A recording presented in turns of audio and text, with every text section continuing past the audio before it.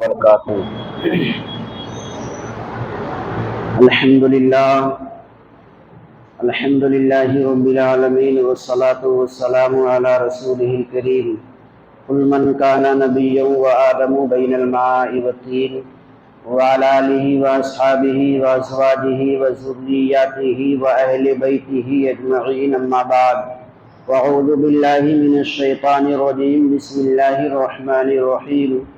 قال اللہ تبارک و تعالی فی القرآن المجید والفرقان الحمید، ان الدین عند اللہ الاسلام، آمنت باللہ صدق اللہ المولانا العظیم وصدق رسولہ النبی الامین المتین الکریم، ونحن علی ذلک لمن الشاہدین والشاکرین والحمد للہ رب العالمین۔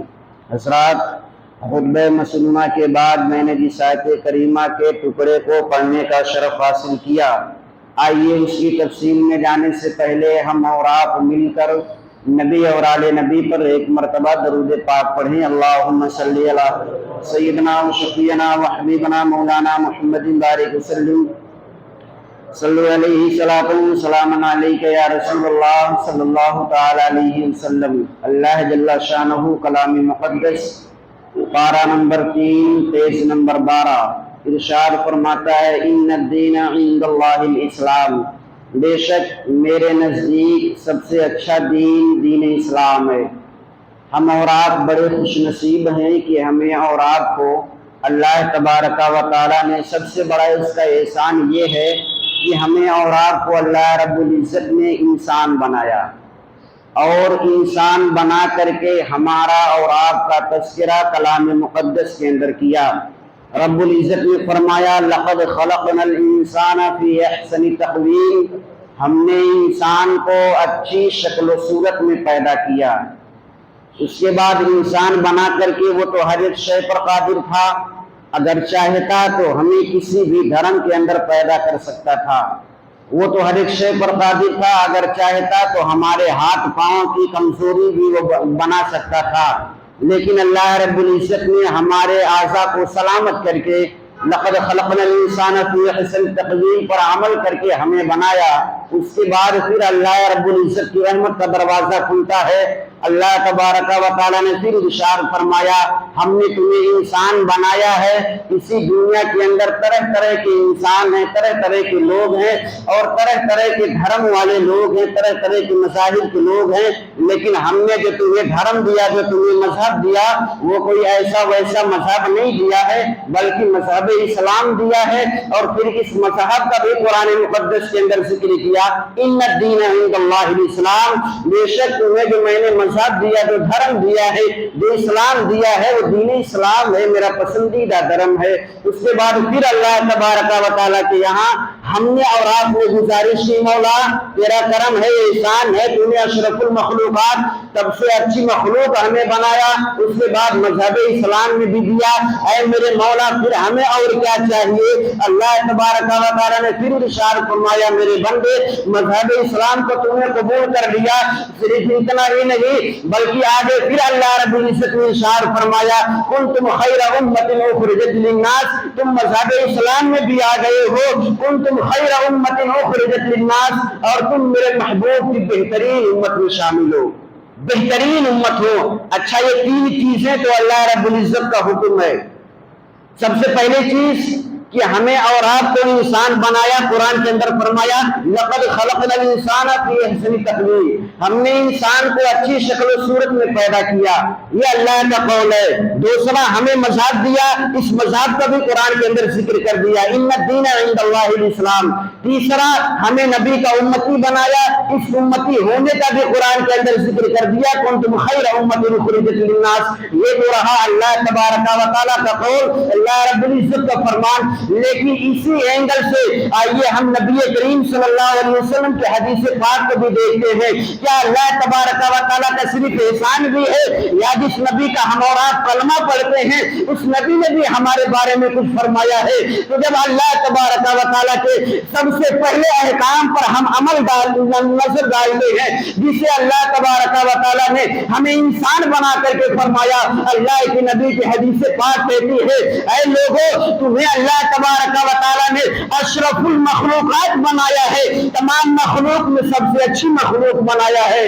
یہ تو ہو گئی انسان ہونے کی بات۔ پھر ہم اللہ کے نبی سے پوچھتے ہیں یا رسول اللہ، اللہ تبارک و تعالیٰ نے ہمیں دین اسلام کو دیا ہے، اس اسلام کے اندر رہ کر کے ہمیں کیا ملے گا؟ پھر اللہ کے نبی کی حدیث کہتی ہے مذہب اسلام میں آ گئے ہو، اللہ کے نبی نے فرمایا من کان لا الہ الا اللہ فدخل الجنہ، جس نے لا الہ الا اللہ پڑھ لیا ہو وہ جنت کے اندر داخل ہوگا۔ یہ ہو گیا مذہب اسلام میں آنے کا ثبوت اور اس کا فیض۔ اس کے بعد پھر اللہ کا قول کہتا ہے کنتم خیر امۃ اخرجت للناس، تم میرے نبی کی بہترین امت میں ہو۔ ہم اللہ کے نبی کی بارگاہ میں گزار ہوتے ہیں یا رسول اللہ، اللہ تبارک و تعالیٰ نے ہمیں آپ کی امت میں شامل کیا، پھر ہمیں اس سے کیا فائدہ ہوگا؟ پھر اللہ کے نبی کی حدیث کہتی ہے شفاعت لاہل الکبائر من امتی، میدان محشر میں میری شفاعت میرے امت کے بڑے بڑے گنہگاروں کے لیے ہے۔ یہ ہمارا اور آپ کا فیض ہے۔ احسان ہے کہ نہیں اللہ تبارک و تعالیٰ کا؟ بہت احسان ہے۔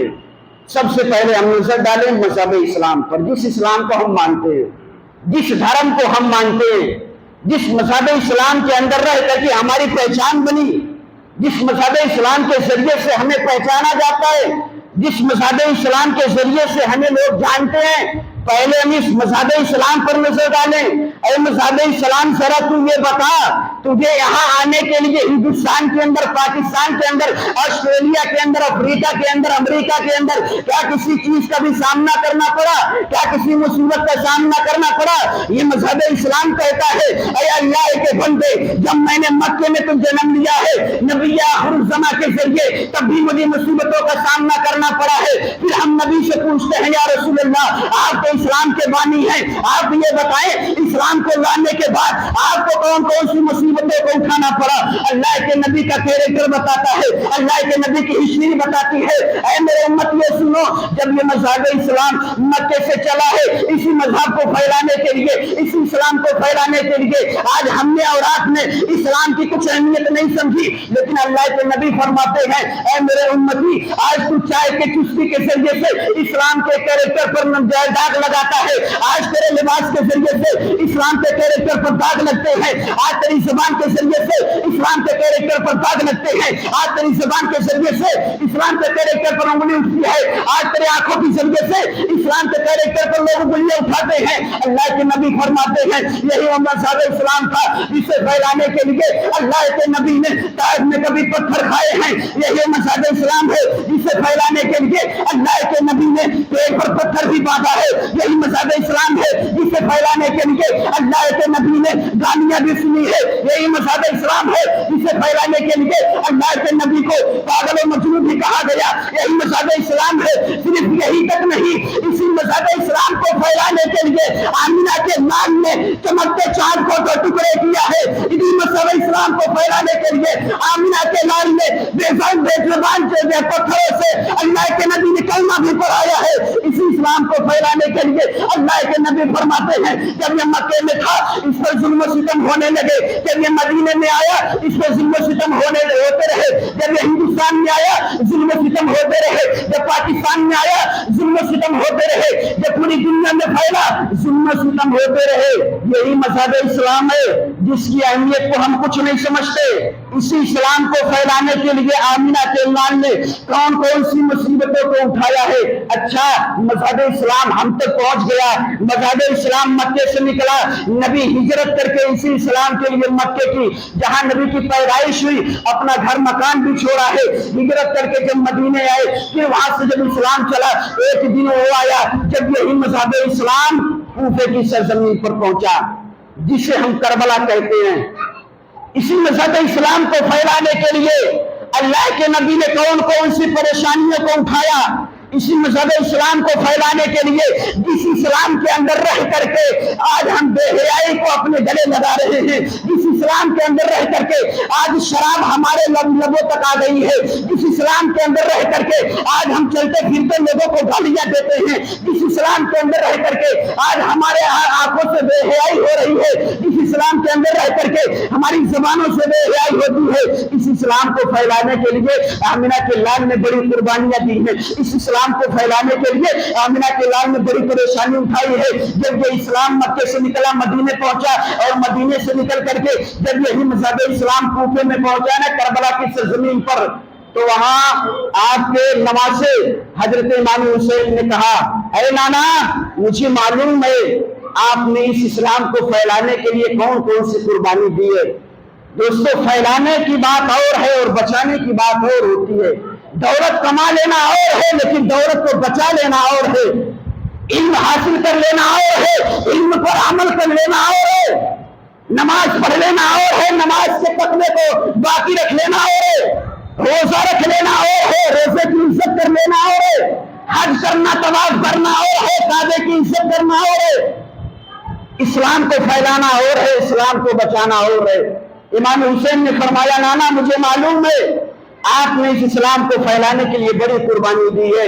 ذات حسین سے کبریائی کی ذات کہہ رہی تھی، اللہ رب العزت کی ذات کہہ رہی تھی، اے نواز حسین ذرا اب تو یہ بتا، اس اسلام کو پھیلانے کے لیے تیرے نانا نے اتنی قربانی دی، کیا تو بھی اسلام کو بچانے کے لیے کچھ دے سکتا ہے؟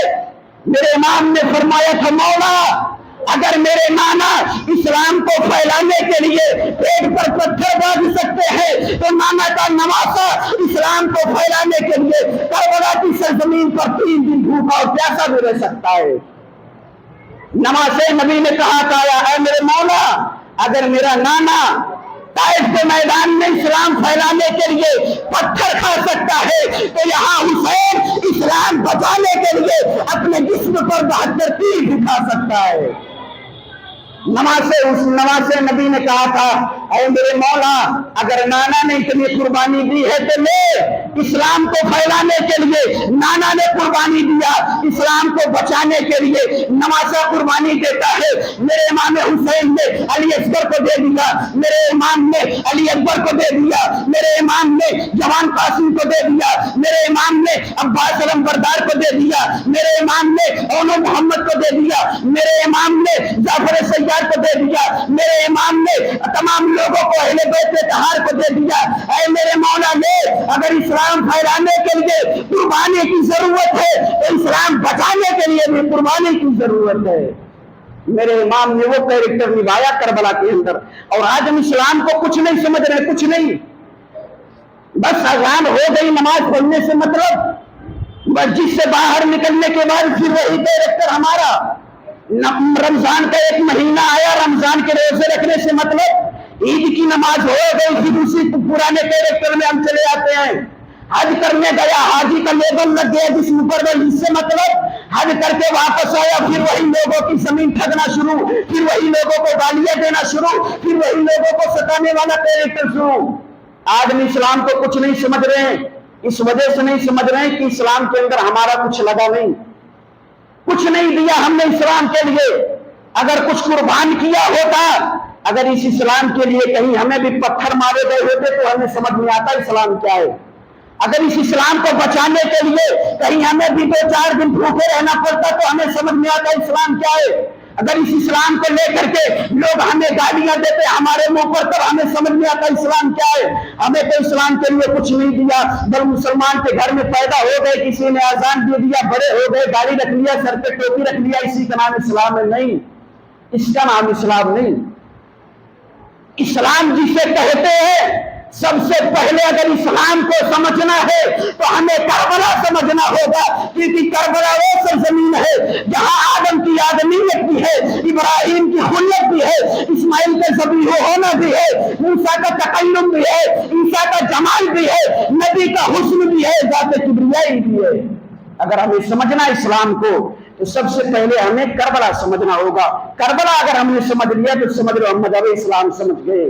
اس مذہب کو، جس اسلام کے اندر آج ہم ہیں نا، ہمارے ایک ایک کیریکٹر کے ذریعے سے اس اسلام کو اس وجہ سے بدنام کیا جا رہا ہے کیونکہ ہم اسلام کی اہمیت نہیں سمجھ رہے، بس ہم یہ سمجھتے ہیں اسلام ہمارے جیب کا ہے، جب چاہیں گے ہم اس پر عمل کریں گے، نہیں کریں گے نہیں۔ میرے دوستو، یہ اسلام جب ہمارے پاس آتا ہے نا، جب ہمارے دل کے اندر یہ اسلام کی عزت سماتی ہے تو بہت سارے شرائط لے کر کے یہ اسلام ہمارے پاس آتا ہے۔ اے لوگو، تم نبی کا کلمہ پڑھتے ہو، اے لوگو تم مذہب اسلام کو مانتے ہو، یہ وہ نبی ہے جس نے انگلی کے اشارے سے چاند کو 2 ٹکڑے کیا ہے، یہ وہ نبی ہے جس نبی کی امت میں ہو اس نے طائف کے میدان میں پتھر بھی کھائے گئے۔ اے لوگوں، اپنی زبان کے ذریعے سے اس نبی پر گالی مت آنے دینا، اپنی زبان کے ذریعے سے اس کعبے کی حرمت کو سلامت رکھنا، اپنی زبان کے ذریعے سے یہ اذانوں کے تقدس کو سلامت رکھنا۔ یہ مذہب اسلام ہمیں پیغام دیتا ہے، اس مذہب اسلام کے اندر ہم ہیں۔ اس مذہب اسلام کو پھیلانے کے لیے لوگوں نے بڑی پریشانی اٹھائی ہے۔ میرے دوستو، آج جس مذہب اسلام کی عزت کو ہم پامال کر رہے ہیں جگہ جگہ نا، یہ ہمارا کوئی حق نہیں بنتا ہے، کیونکہ ہم نے اس کے لیے کچھ نہیں دیا ہے۔ بس بہت ہو گیا، کہیں مسجد بن گئی 1000-10,000 چندہ دے دیا ہے، کہیں کوئی فقیر آ گیا اس کے ہاتھ پر ہم نے کچھ رکھ دیا ہے بس، اور مذہب اسلام کے لیے ہم نے کچھ نہیں دیا۔ اگر دیا ہوتا تو آج اس کی اہمیت کو ہم سمجھتے، ہمارا کچھ لگا نہیں مذہب اسلام کے لیے۔ اور آج بھی اگر جو انسان چاہے مذہب اسلام کے تقدس کو سلامت رکھا جائے تو ہمیں اپنی زبان پر کنٹرول کرنا ہوگا، ہمیں اپنی آنکھوں پر کنٹرول کرنا ہوگا، اپنے ہاتھوں پر کنٹرول کرنا ہوگا، اپنے پیر پر کنٹرول کرنا ہوگا۔ یہی ساری چیزیں بچا کر کے، انہی ساری چیزوں پر عمل کر کے اللہ کے نبی نے اسلام کو ہم تک پہنچایا ہے۔